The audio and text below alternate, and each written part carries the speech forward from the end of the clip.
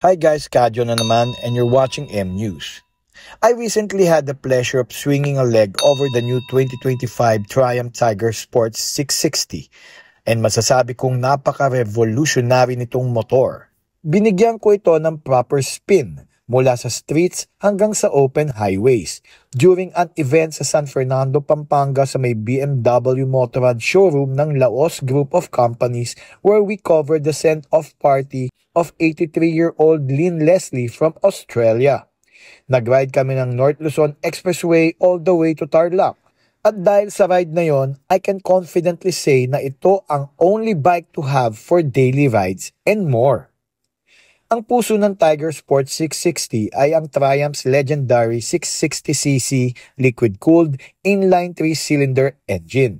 Nagpo-produce ito ng malakas na 81 PS or 80 horsepower at matinding 64 Nm of torque. Kaya talagang fast, agile, and the torque is good from low down.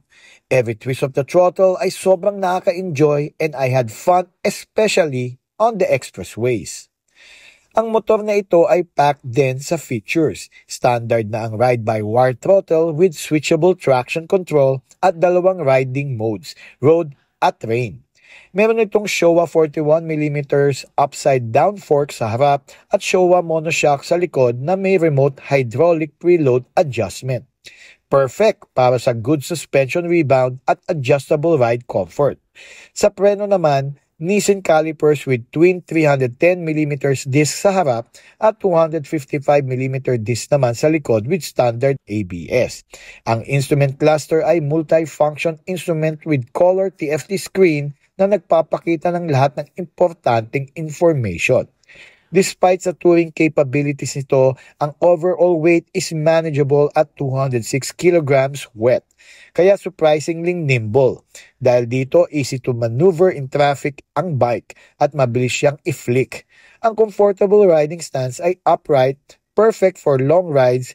Ito rin ay easy to ride even for novice riders dahil linear ang power delivery.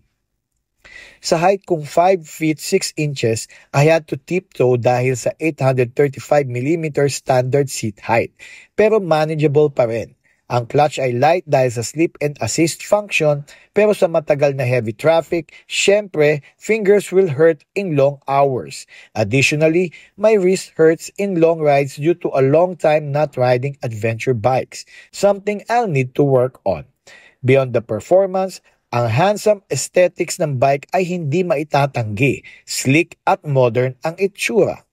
Sa practicality, isa sa strongest points ito ang good fuel consumption, based on official and tested figures. Ang Tiger Sport 660 ay nag-range sa humigit kumulang 22 kilometers per liter under ideal test conditions. Sa laki ng 17.2 liters fuel tank nito, that translate to a range of over 370 kilometers, malayo ang mararating mo sa isang full tank dito. The 2025 Triumph Tiger Sport 660 is a premium, high-value package positioned attractively in the Philippines with a suggested retail price starting at 566,000 pesos. Yun lang po, ako po si Kadyo and we'll see you again next time.